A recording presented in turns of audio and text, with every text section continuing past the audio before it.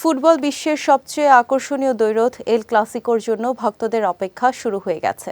সম্প্রতি লা লিগার 2025-26 মৌসুমের সূচি প্রকাশ করা হয়েছে। সেখান থেকেই জানা গেছে দুই চিরপ্রতিদ্বন্দ্বী রিয়াল মাদ্রিদ ও বার্সেলোনার লড়াইয়ের তারিখ। বিস্তারিত জানাচ্ছেন সঙ্গীতা শাহ।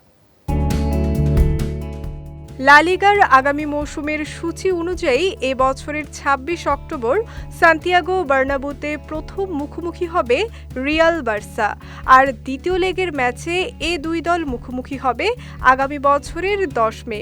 বার্সার ঐতিহ্যবাহী মাঠ ক্যাম্প নুতে অনুষ্ঠিত হবে দ্বিতীয় লেগের এ ম্যাচ।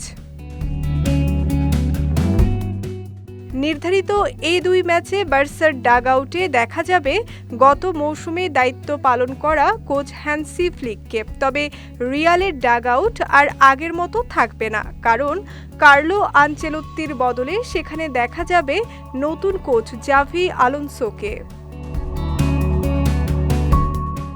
এদিকে গত মৌসুমে রিয়াল বার্সা প্রথম মুখোমুখি হয়েছিল ২৬ অক্টোবর লা লিগার প্রথম লেগের ম্যাচে। সেই ম্যাচে ঘরের মাঠ বার্নাব্যুতে রিয়াল বিধ্বস্ত হয়েছিল ৪-০ গোলে। এরপর ১৩ জানুয়ারি দুদল মুখোমুখি হয় স্প্যানিশ সুপার কাপের ফাইনালে।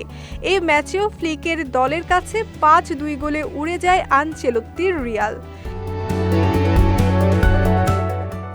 এরপর ২৬ এপ্রিল কোপা দেল রের ফাইনালেও অবস্থা বদলাতে পারেনি রিয়াল।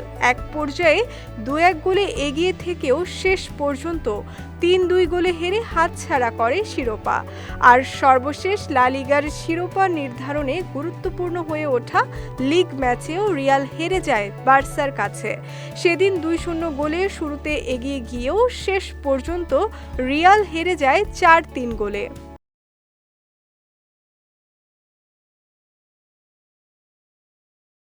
এই ৪টি হারই রিয়ালের মৌসুমকে ব্যর্থতায় মুড়ে দিয়েছে। তবে তাদের এ প্রতিশোধের সুযোগ মিলছে নতুন মৌসুমে।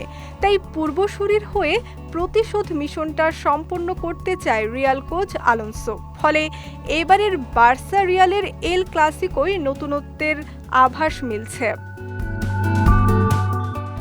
সঙ্গীতা শাহ, বিজয় টিভি, নিউজ ডেস্ক।